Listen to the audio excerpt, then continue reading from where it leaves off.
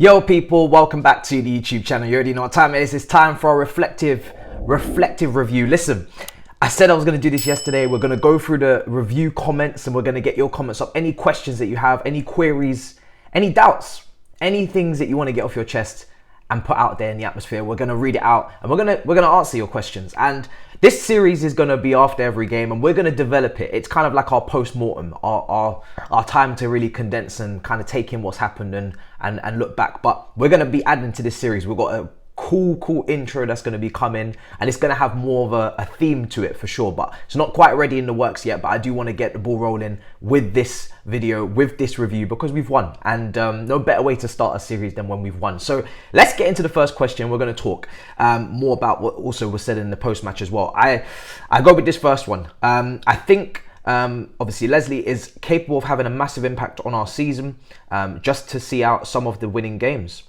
We will surely have numerous cagey games and he might be Poch's John Obi. Smart business from our board. What are your thoughts? It's an interesting one because obviously we know that Leslie Ogochukwu, he didn't really play in pre-season at all. He didn't get any minutes. Came in a bit late. And then he came off the bench in the first game against Liverpool.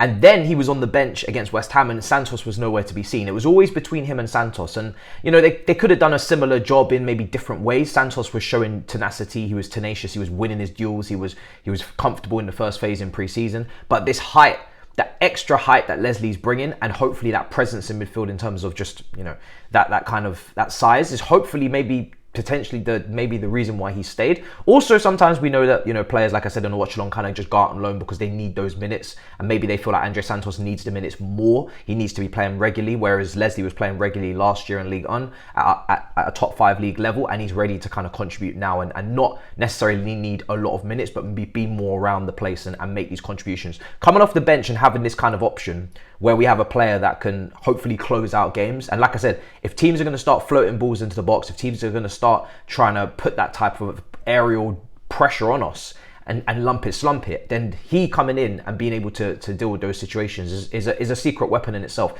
Our midfield has always kind of been a bit short. It hasn't really had the aerial profile for years. You look at Kante, you look at Jorginho, look at Cover, Mount, you now look at this midfield, you say Enzo beforehand, you know, we didn't really have any aerial presence in there. Now we do. Caicedo will go for his duels and now Leslie as well. So we're balancing out this team. But just overall, it was very clear that height was a massive thing and aerial, you know, prowess was a big thing in this window because we brought in Sanchez, we brought in, you know, new centre backs, Levi, Decisive. We were bringing in players that were going to be able to handle themselves in aerial duels for sure. So I do think that weakness is something that we've looked at. Can Enzo, Jackson and Sterling bag 12 goals apiece or better this season? I wonder. That combo needs to be fighting for it. I think Enzo, for me, I don't really look at as like a goal scorer. I look at it as somebody that can chip in with goals. You know, I think he can get maybe 4-5 over the season. I don't expect him to hit double digits because I don't think his primary job is to be a goal scorer. I think he's a creative midfielder. He's a passer. He's like a Fabregas in a way to us, where he's always going to look for the pass. He's always going to look to tee somebody else up. He's there to be creative. And if you look at the metrics and you look at the responsibility that he's kind of already shouldered earlier on in the season for creating chances, he's heavy in this. So for me, I think his main responsibility is to help us create chances and for the other players to take those shots, to have that responsibility to take those goals. In terms of Jackson and Sterling, 100%. Jackson and Sterling, you want to see double digits. Jackson goes without saying, you're the number 9, you're going to start every game most likely. And Sterling has already said, I mean, he's literally been saying in quotes for a week or two now that he wants to shoulder the responsibility. He wants to be Chelsea's top goal scorer. He wants to be the guy that Chelsea depend on. And post-match, he was saying it again.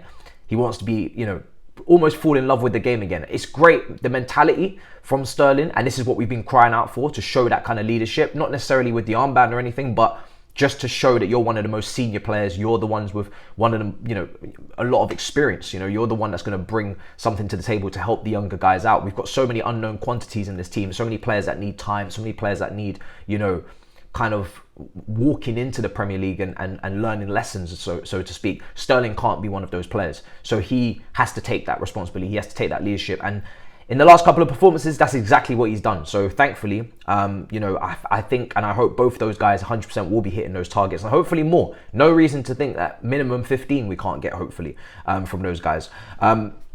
Why did we loan out Angelo over Diego? I know you mentioned him being too good on your watch along, but he's not starting for Strasbourg either. All I want is Angelo to be given a chance next year like the others. We've loaned him out. Again, it's another player where I felt he could contribute this season, but again, sometimes you are too good for the lack of minutes you may receive if everybody's fit. And we have a lot of young developing wingers in Mudryk and Madueke, and the coach has asked for experience as well. I think that's also because he doesn't want to be tasked with trying to develop at one time 22 players. He wants some players that don't need developing, they just need instruction, and then their experience and their quality kind of carry out that instruction and give guarantees. So that's why he wants a blend. It's tough to develop and improve and coach 22 players throughout the season, even with no European football. So I think he just has enough young developing wingers at this current moment. Maybe he doesn't want to have any more. Diego Diego is playing in the under-21s for sure.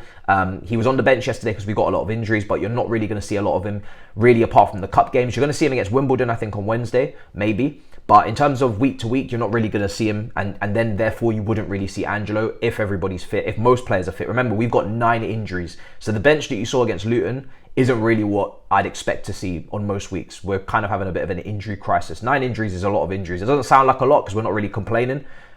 But most other teams, if they had 9 injuries, you'd hear about it. So yeah, I'm loving Jackson. But if he gets injured, we are really in trouble. I like Broja too, but he's coming back from a long-term injury. We need a striker before the window ends. So who should we try and go for? Well, obviously, Pochettino mentioned as well in the post-match, he was speaking about needing someone that can play all across the front, looking for one more attacker.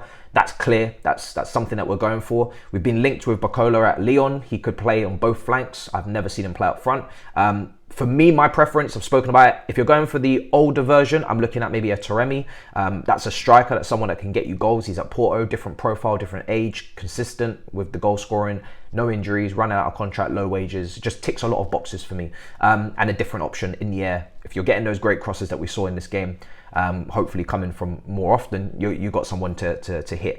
If you're not going down that route, then I don't know if Cherki can play up front, but he can play all across the front line in terms of he can play both flanks and he can play in the 10. So he is solving a lot of issues there.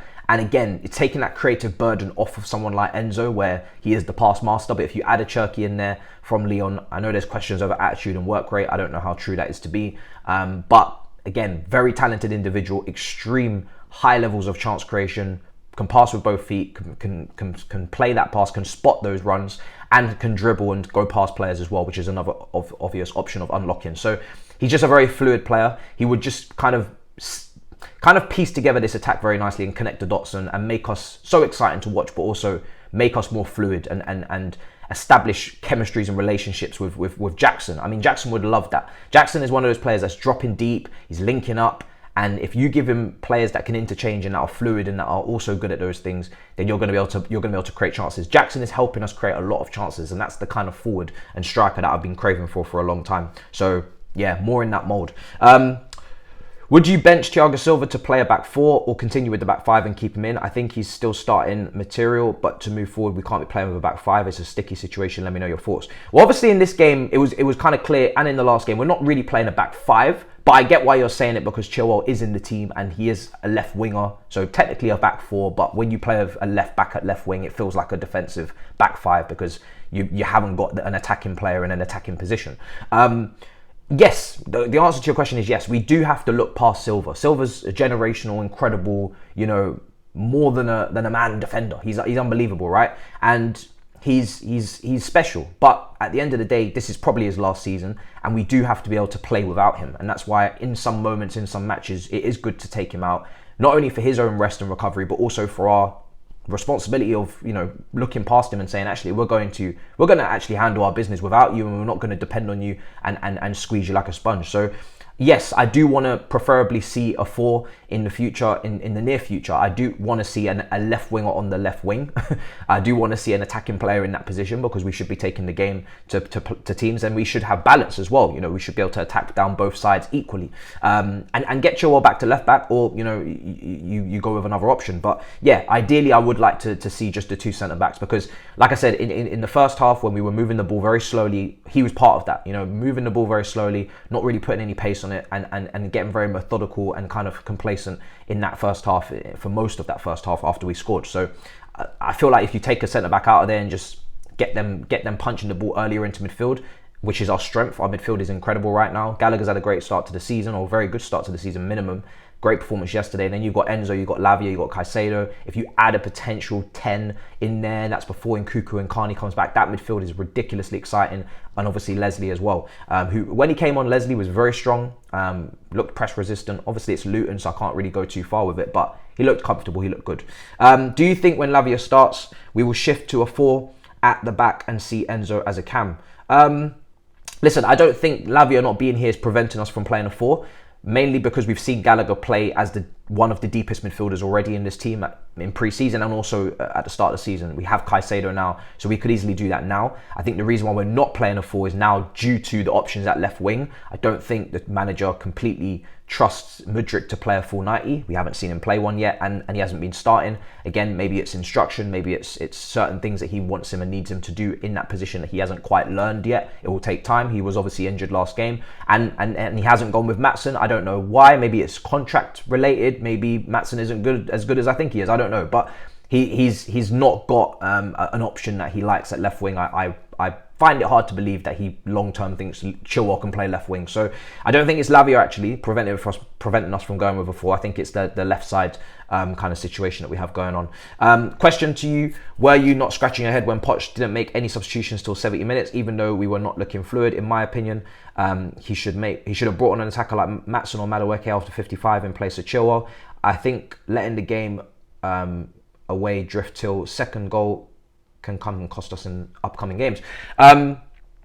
Listen, I would have liked to have seen someone come on that left hand side. I was saying on my watch along, I wanted to see a little bit more fluidity, a little bit more pace down that left hand side. Yes, there were a few moments. Chilwell could have scored in this game. He could have assisted with that moment that he had where he kind of tried to pass it to Sterling, and then he didn't really do either. You know, it was intercepted.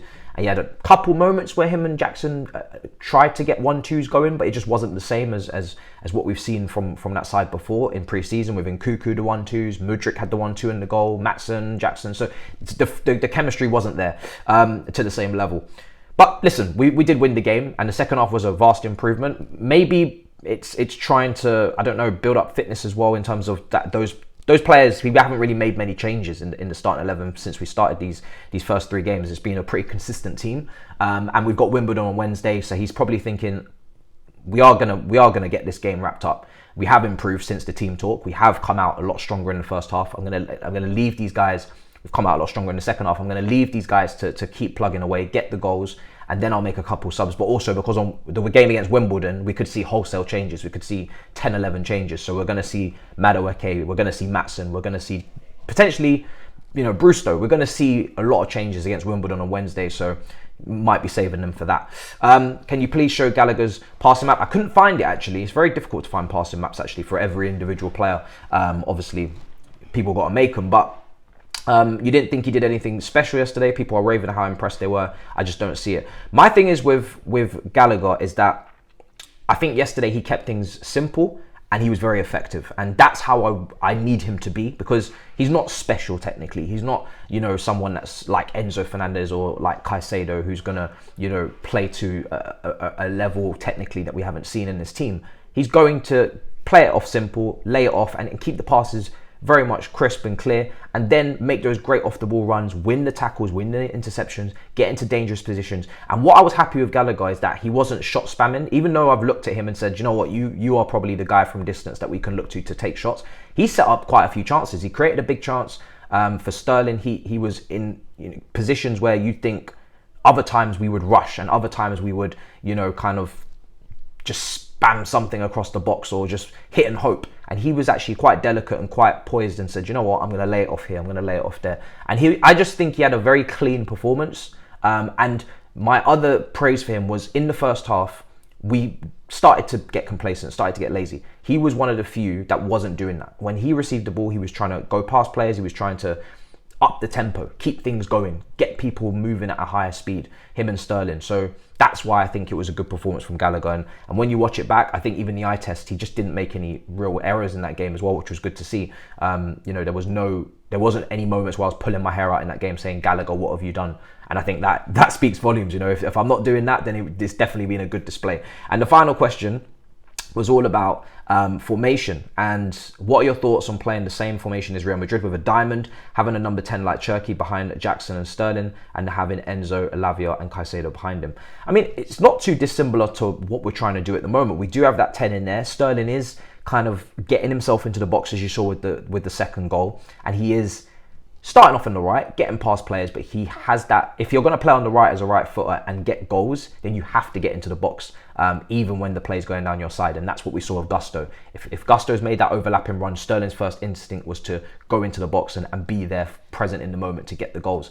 And Sterling's more than enough experience at doing that. So he is kind of joining Jackson in that sense. He's taking responsibility of, as long as you put the low crosses in across the ground, I am going to be in the box and I am going to try and score. If you put crosses in aerially, Sterling's not going to do nothing for you.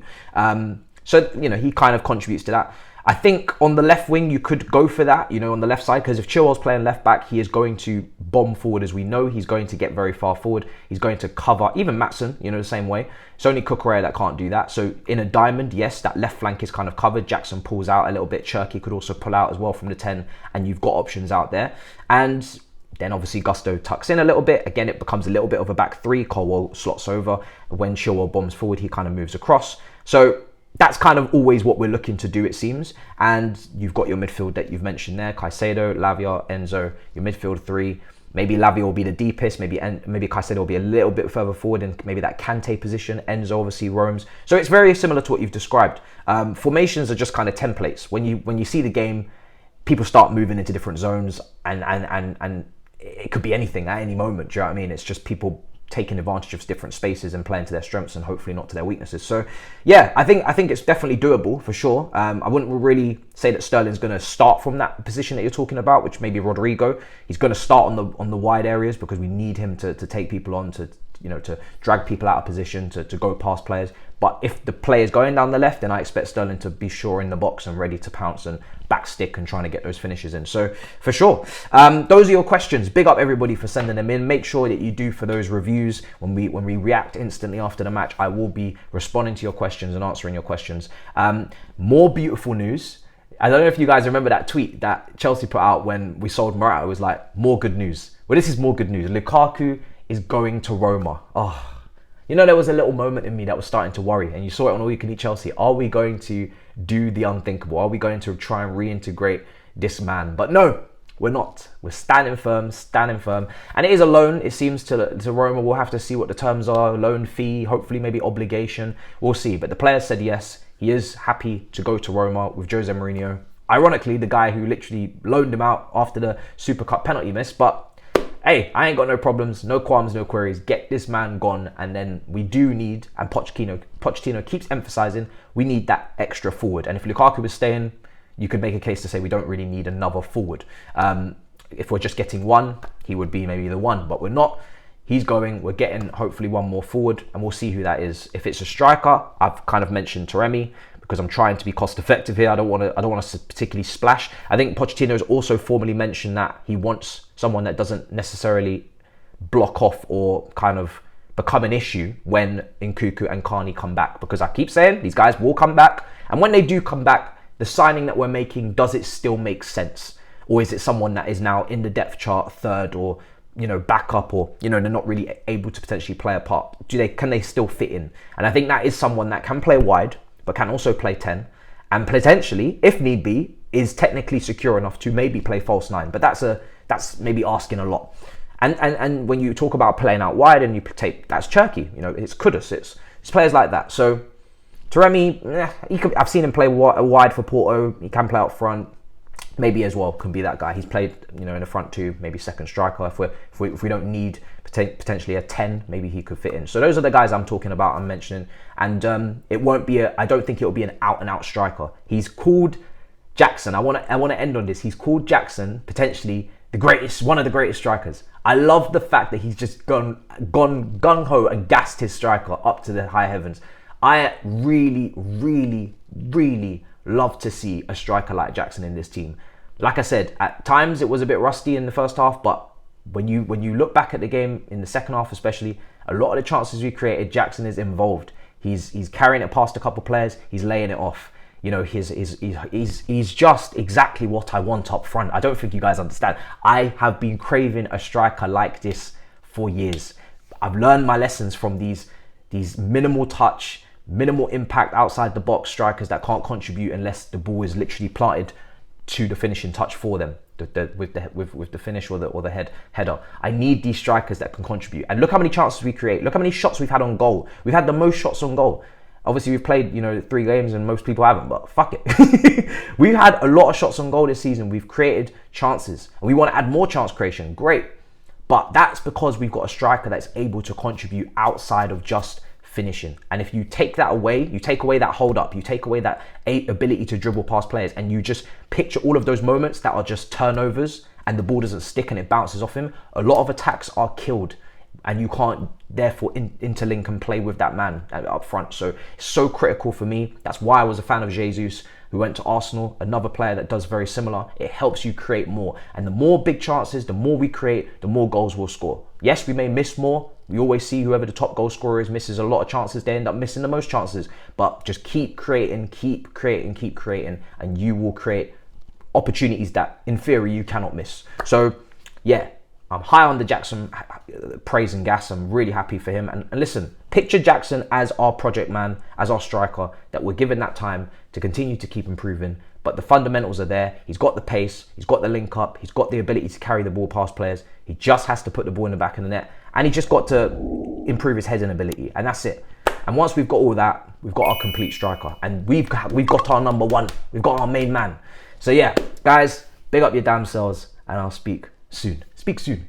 In a bit, people. Peace.